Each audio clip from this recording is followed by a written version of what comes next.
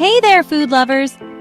There's nothing quite like a homemade pecan pie. Rich, buttery, and packed with crunchy pecans in a gooey caramel filling.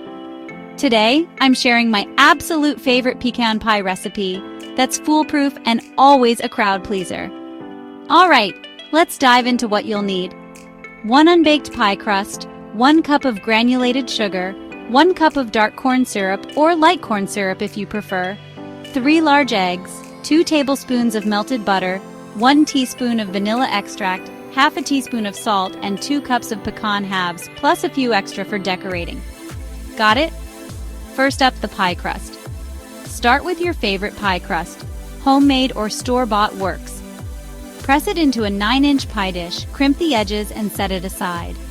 Now for that delicious filling. In a large bowl, whisk the eggs until smooth. Then add the sugar, corn syrup, melted butter, vanilla, and salt. Mix until fully combined. Here comes the fun part. Stir in those pecans, but save a few for the top. Pour the filling into the crust and arrange the extra pecans on top in a pretty design. Get creative with it. Time to bake. Pop your pie into a preheated oven at 350 degrees Fahrenheit. That's 175 degrees Celsius for 50 to 60 minutes until the center is set but still slightly jiggly. If the crust browns too quickly, just cover the edges with foil. Once it's baked to golden perfection, let the pie cool completely. This helps the filling set perfectly.